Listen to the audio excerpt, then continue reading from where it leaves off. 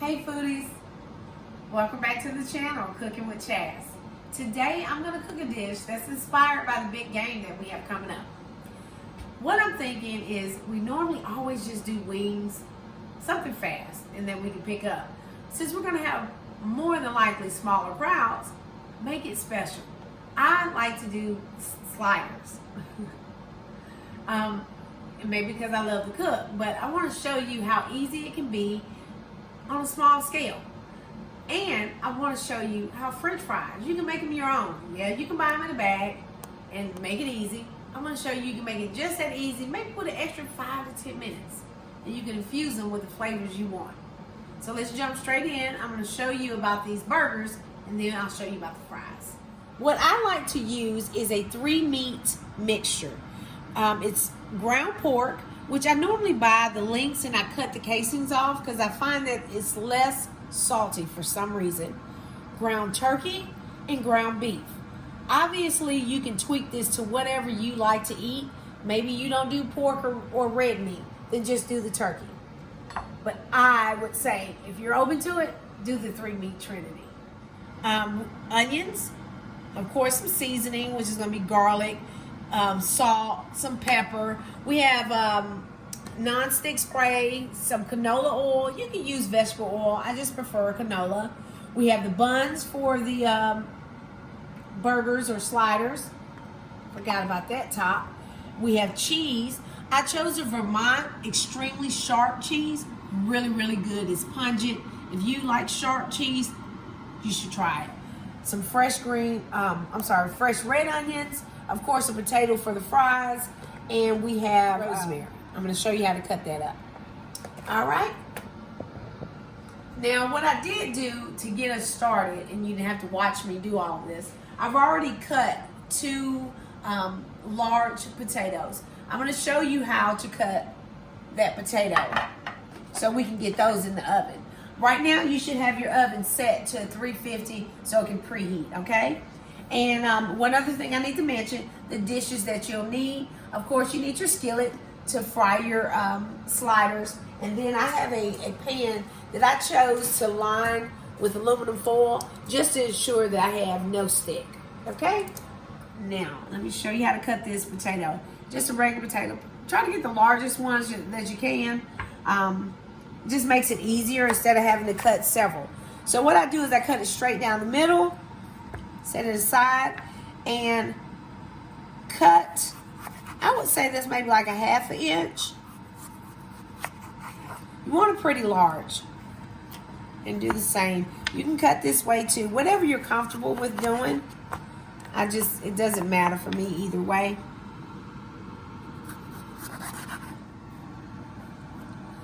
And you want to cut this in large portions. Go slow. It's not about speed. Be safe.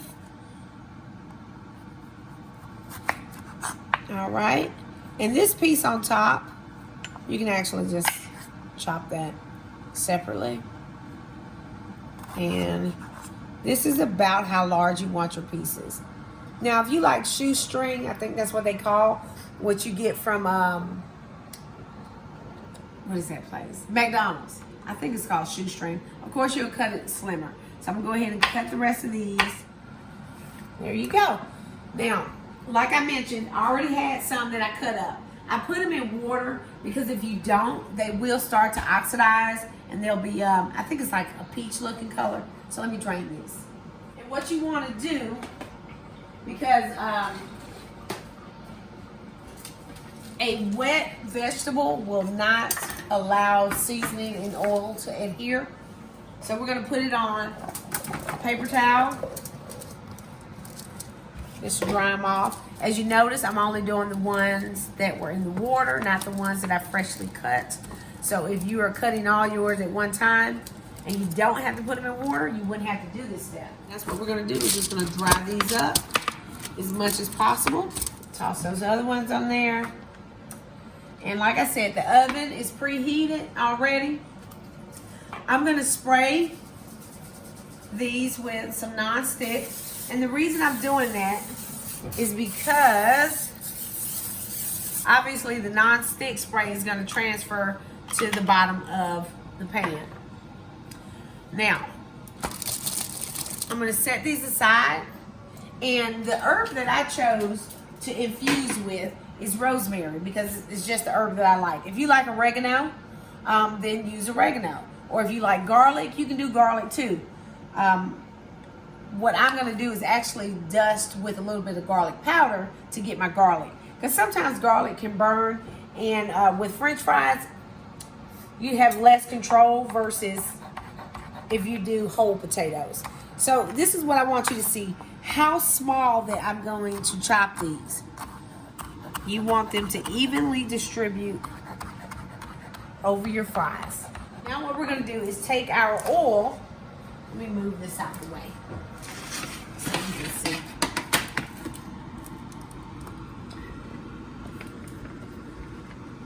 And looking at my pan, this is too crowded, so I'm not going to cook all of these in one tray.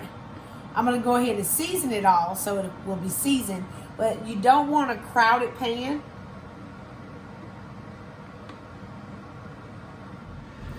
All right, so what we are going to do is I'm going to immediately go and start to dust that with my garlic powder.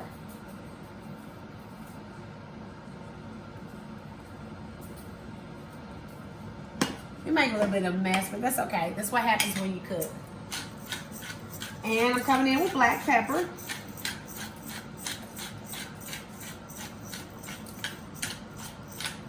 I go heavy. I mean, everything is based on your preference, okay? So if you're not a pepper person, go lighter. Salt, be generous. It's a generous amount of salt. You can always wipe up. And now I'm going to sprinkle my herbs on here. Okay, it's the same idea if you ever make it roasted potatoes. And so what I'm going to do is I'm going to get right in here and start to just toss these around. And what you can another option, if you're afraid of possibly breaking your aluminum foil, you could do this in a bowl. That would stop you from having pieces that fall over. Another flavor too, if you have it, which I do, I'm just deciding not to use it on these, is paprika. Paprika is really good too, along with whatever herb. So I'm gonna put the rest of my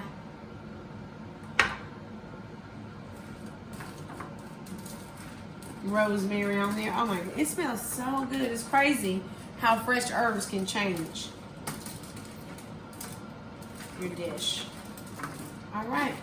So like I said, I'm not going to use all of that. So let me get a container to put those in.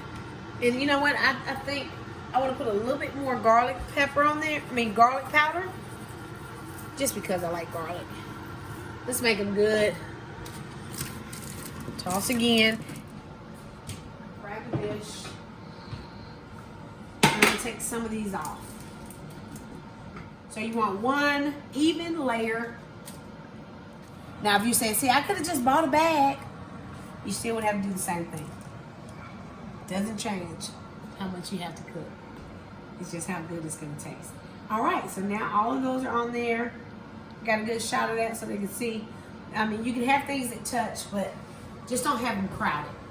Okay, so we're going to go ahead and get these in. We're going to start out with 10 minutes. This process could take anywhere from 30 to 35 minutes. It just depends on what you're cooking with. I'm cooking electric. Sometimes that takes a little bit longer. So that's why I want you to look at it in 10 minutes, excuse me, and see what it looks like. You know, you can lift one up and see if it's starting to brown. If so, then you go ahead and flip. So we're going to start with 10 minutes, which I'm pretty sure that's not going to be enough, but I want you to be safe. Don't burn your dish. It'll frustrate you. So we're going to go ahead and start with the meat. So like I said, we have the 3-meat trinity. I'm going to go ahead and season this up. I chose on that ground pork. It is actually the hot version because we like heat. So keep that in mind. If you choose that, don't put too much pepper, but you want to season everything because your other stuff doesn't have any. Salt to taste. Remember that your pork already has salt. As you notice, I'm not putting any salt on that. We're gonna add our onions, those chopped onions that I have. And if you notice, this is how small you need them. You need them pretty well diced because the burgers aren't gonna take that long to cook. So you wanna make sure your onions have enough time to cook. Now, if you look at this and you say that's too much onion, tweak it. Cooking at home is all about cooking in a way that's good for you. So I put salt and pepper in there. Now we're gonna come in with our garlic. I like garlic, so I'm pretty generous. And if you notice, I have my meat separated out. It helps me gauge how much I want to put on which meat. Because the idea is, with any meat, you don't want to mix it too much because you'll make it tough. So you get right in there with your hands. And I like to just, one time, just push, minimize how much you are working that meat. But you want to incorporate everything. Push it real good. Really, cameraman, I appreciate it. You are my interactive audience. All right. And believe it or not, that's more than enough of mixing. If you can see a little bit of pork and everything in all of that. All right. So what I like to do, the reason why I'm using this dish that's rectangular, it helps me gauge how big everything will be. I'm sorry, let me hold it down with one. All right. So what I find at this point, which is helpful, is something like a melon baller or a, I forget what this one's called. I don't think this is a melon baller. It's like an ice cream scoop. And it helps me make sure that every piece is about the same size. So I take one, and you just want to press that out. Keep in mind how large your buns are. Okay? You want to make your patties a little bit wider than that. Because obviously when it cooks, it's going to shrink. And, sorry, I didn't think about this before I got started. This is another use for your non-stick spray. You spray your plate because it will help when you try to get this raw meat off of here. And that's what we're going to do. I'm just going to go through and make as many patties as this will make. And you want to keep them separated, obviously. Don't stack them. Once you have measured out your small patties with your spoon, or as I used, a ice cream scooper, you should have 12 individual little sliders. What you want to do is take one of those meat patties, take 2 slices of the cheese, the Vermont cheese, crisscross them, and place another patty on top. So you're going to sandwich this cheese in between 2 patties. Pinch the edges of your patty to create a seal, not too tight, not too loose, but just firm enough. All right, so we have all of our patties. They're all set. As you can see, the seam on them are good. Everything looks good. And they have been, they've been sitting, or we've been working on them for about 10 minutes. So we need to check on our French fries now. My timer just went off about a minute ago. And remember, this is your first 10 minutes. Move that out the way. I would let that, ooh, we got some that are ready. Let's check a couple more. All right, so we're gonna go ahead, we're gonna flip these. We're gonna keep it moving. It's been 10 minutes. You keep in mind that based on your oven, because if you're cooking with gas, you know gas always cooks faster. You want to check after 10 minutes. And once you start getting some color, go ahead and flip those.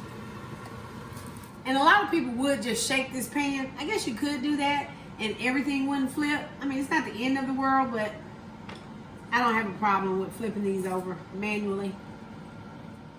We're good to go. Yep. So get in here if you will. Show them what that would look like. So you got a little bit of browning going on. Set this for another 10 minutes. And we'll check on them again. And when we check on them again, what we're gonna do is we're gonna look for the one that's the thickest, and then obviously if that's done, then we're ready. So these are going back in. We're gonna go ahead and get these burgers in. And I have a pan that is on a medium heat. Because remember, I'm not trying to cook these like you would, let's say, normally when I'm cooking a burger, I try to cook it at a screaming hot heat because I'm trying to, you know, just cook it fast, sear it, and we like medium, medium to rare. So we try to cook it fast and in a hurry, but we have cheese in these, so you have to be mindful. So I'm cooking this at a medium, and I'm gonna put the lid on here because it's gonna help me cook this even quicker and control the heat. And we're gonna do that for my infamous 3 minutes. I think I'll be known as, oh, I'm sorry, I didn't show you. See, it's already, like my pan is pretty hot. You see it's starting to discolor a little bit anyway at the bottom. So 3 minutes is what we're gonna cook this for, and then I'll flip it again. I hope, if anything you learn from me, 3 minutes cooking with a covered pot, it works wonders. Whether you're cooking chicken, pork, or beef. It's awesome. So, this is another one of my tricks that I like to do. This is for a get-together, right? And everybody's not going to eat at the same time. You want the food as good as it was when you made it. So what I find, and it's up to you, you do what works for you. Take your buns, go ahead and toast those, and you want to give them time to cool. And the idea is when that hot burger sits on that bun, it's toasted, it can take some of the juice without turning this into complete mush, which is what you don't want. You want to take a look?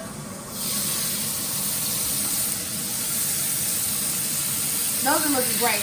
And the other reason why you want to put the lid on top of these burgers and cook them at a slow, steady heat is because you have the onions in there that are raw. So by putting the lid on there, you're creating a convection oven atmosphere, so it'll cook thoroughly. I'm gonna take a peek at the fries. They look great, and they're about at their 10 minutes. We're gonna take those out again, flip them again, and just get them really good, and we'll be ready for our second batch. We're ready to take these burgers to the other side. So I'm gonna flip these over. Do it gingerly. Remember, you have a little bit in that package. Those look great. Look at the color that we got on there. Now, I really wanted to emphasize what I do when I flip them over. Because with any burger, you press, right? But we got cheese in there, so be mindful. You can still press and not lose your cheese. Just a little bit. And this is where packaging those makes all the difference. How we pinch the sides, we got it in there securely. So we're gonna set this for another 3 minutes, lid on. And I wanted to show you my first buns came out. That's about all the toasting that I'm talking about. You know, just to get it firm where it can take some juice. Now it's time to take those the fries. All right, so the fries, I'm looking at the other side. They're coming along, but you know what I'm gonna say? Leave them as is, and we're gonna put them in there for another 10 minutes. I'm flipping some of the larger ones just to make sure. Yeah, I'm making the right call. Let's put that in for another 10 minutes, and it needs to be done. Like I said, this process could take up to 30 minutes. You're not frying them, so you don't have the grease. You're putting whatever flavor you like, which for me is rosemary. I love roasted potatoes with rosemary and garlic. You got them right here. So we're gonna put them back in, 10 more minutes, and they'll be all done. I'm gonna go ahead and get those burgers out. We've done the second 3 minutes. Look at those on the side. I mean, on the other side. Those are ready to go. See how that cheese is starting to ooze out? Ooh, I must have felt it. All right, let's get these out of here.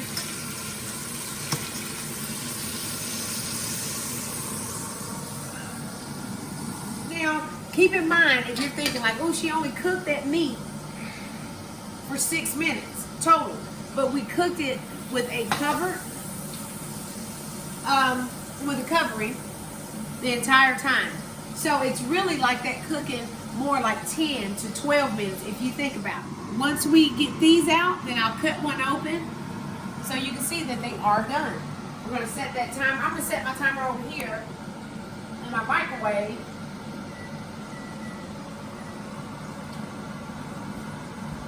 And we'll be right back. So this is our last 3. And our timer just went off. And see how they billowed up? Oh, we're going to press these, like I said, just a little bit.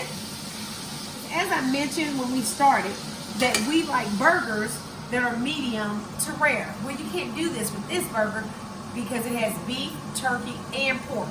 You can't undercook those. Pork and turkey need to be cooked completely through. As you probably already know, I'm just reminding you. So make sure you are cooking with a cover with a lid. 3 minutes on one side, 3 minutes on the other, with a medium to high heat, and it'll be perfect. Take that out. Show you what those look like. And those, oh my goodness, yes, those are there. Look at that color on those, man. You don't get that from what you buy in the bag or the box. Now, mind you, this is the other plus of not cooking with grease. You know, cooking with all that grease. I don't need to drain these. These literally come off the pan onto the plate and they're ready to serve. So, look at that. I mean, that you can't beat that, man. That's love that goes into those fries. You heard my timer for my burgers just went off. And I'm going to set these aside. Let that drain. And once I get this pan off, I'm going to come back and I'll cut one of these open, the ones that's cool, and show you what it looks like. I'll see you in a second. All right, so we got our burgers done, our fries done, and we are ready to plate up. So what I want to show you that these are done deliciously. I'm cutting it. Look at there. Nothing to worry about. That looks delicious. And you got just enough cheese. All right. So I got my burgers over here, my buns. All I'm going to do, because you don't want to add mayo and all that because you don't know what someone wants on their burger. We just want to set them up pretty. There you go. Like I said, I suggest, of course, keeping the burgers as simple as possible. All your condiments out there. So you got your tomatoes, your onion, lettuce, ketchup, mustard, all that. And this will be a great, satisfying finger food, but still give them the bang of like a quarter pounder. So I hope you enjoyed this video. I enjoyed sharing it with you because it's one of these simple dishes that I make all the time that I just didn't even think about. Make this dish your own. I gave you the blueprint. Now you can tweak it however you want to fit you and your family's needs and likes. So speaking of likes, don't forget to like the video, subscribe if you haven't already, and please leave a comment. Let me know what you thought about this, or let me know what you think I should do next. Enjoy your bowl game, or any game that is, and look out for my next video.